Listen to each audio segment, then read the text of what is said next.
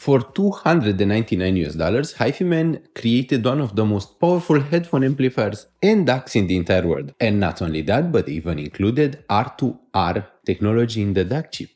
This is the HIFIMAN EF499. It is actually $299 in the price point, and it is one of the most powerful DAC amps out there, especially at this price point. I mean, there is more power to be found at a much higher price.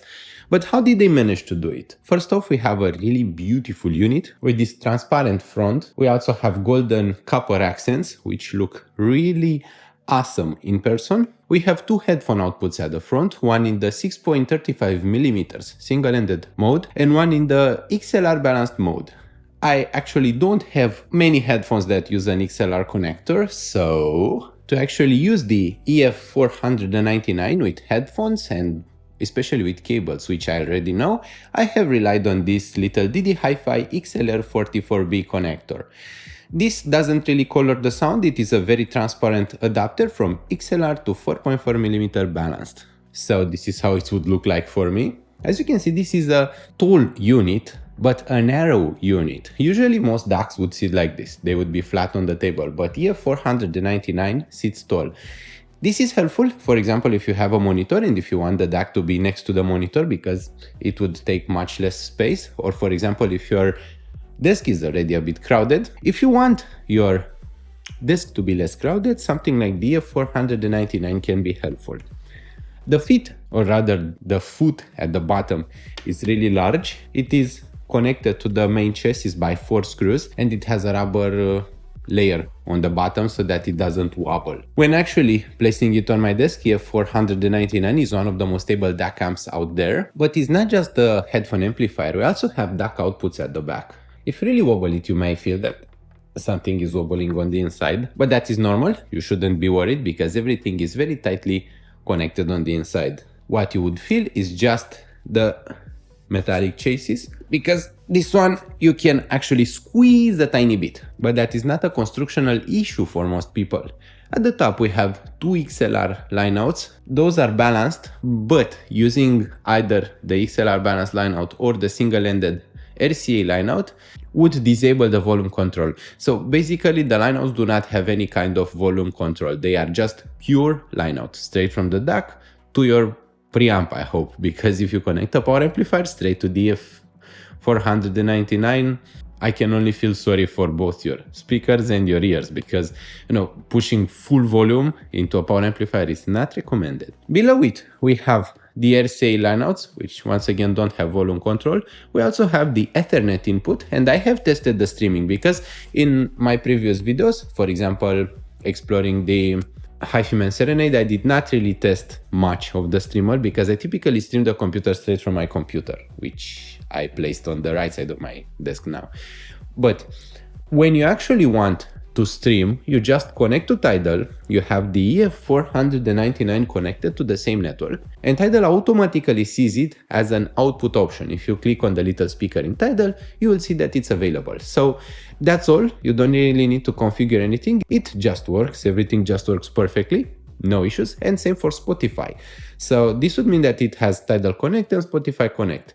I could not use any other streaming services, so at this point when I'm filming this video review, I only know that it works with Tidal and Spotify Connect. Below it we have the Type-C USB input, we have the Type-A USB input, so we have both Type-C and Type-A depending on what cables you prefer to use. We also have a coaxial input, and we also have a selector between coaxial or net plus USB, so most likely the coaxial input is filtered and processed by another processor than the USB and the Ethernet input. We also have a kettle plug for the power input. It is supported by a fuse, so if a lightning is ever to strike your home, EF499 should survive. I mean, your home likely would have some damage, but EF499 shouldn't. We also have the on-off switch, and as far as I know, that is the only way to turn the EF499 on and off. It doesn't seem to turn off automatically, so it will continue running, although it doesn't grow quite that hot. Especially this upwards position means that it is pretty good at cooling itself off. So it shouldn't be a problem, but you should know that it is running, and it's a class A amplifier, so it grows warm during usage. About this, most people have asked me, since I've reviewed the AUN S17 Pro headphone amplifier, which is class A.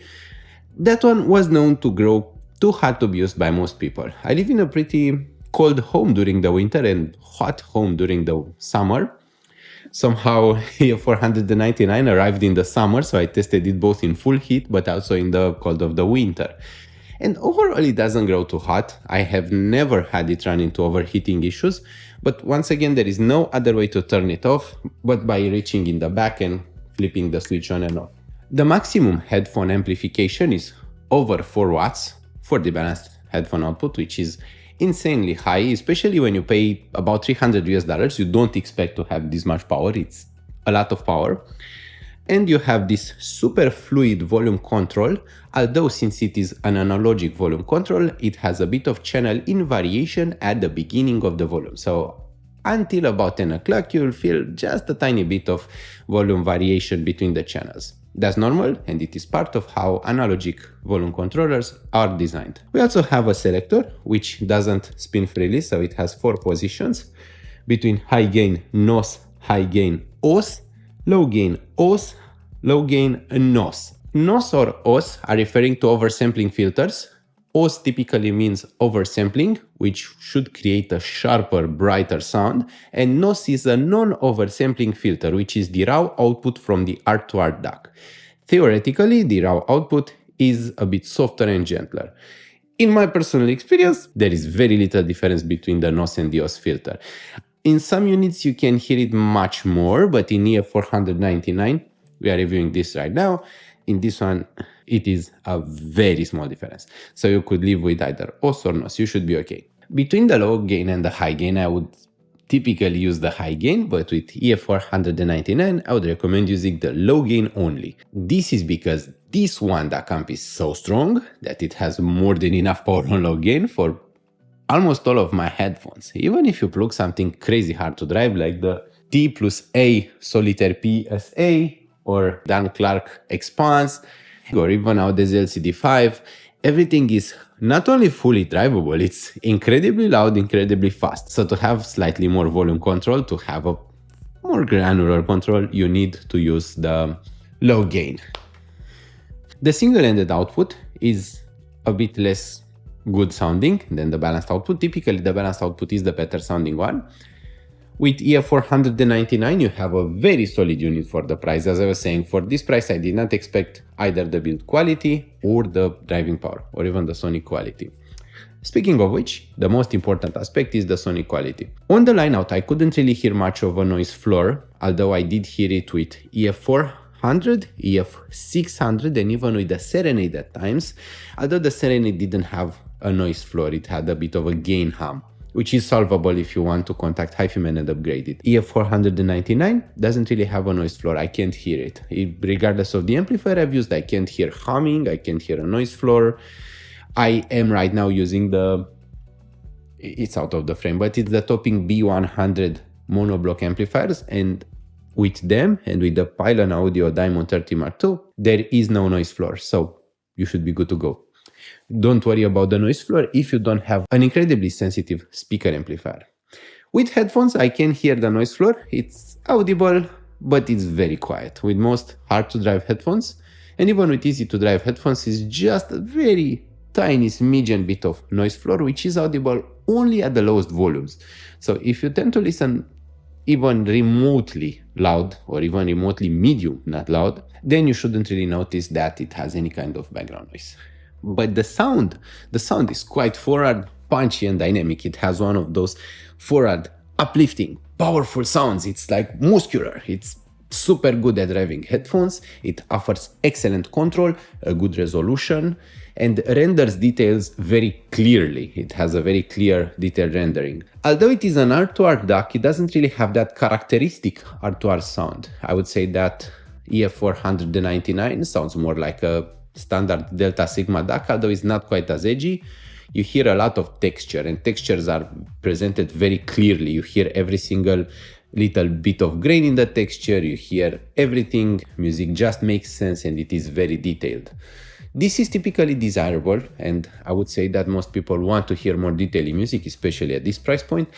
But EF499 goes one step further. It projects the music both laterally and in depth, although it has such a strong control that for some headphones it will create a lot of bass, while for others it will create slightly a more neutral approach. It depends a lot on the impedance of the headphone, and I found that it sounds best with hard to drive planar magnetic headphones which have a low impedance. If you use high impedance headphones, then the sound becomes a bit brighter and it has a very high dynamic range. There is a very good dynamic, but the bass is not that high. So it has this odd way of driving headphones.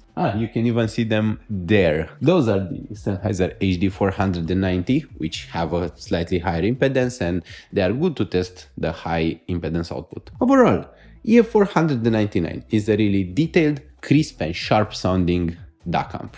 At this price point, I can't really recommend you anything that would sound better.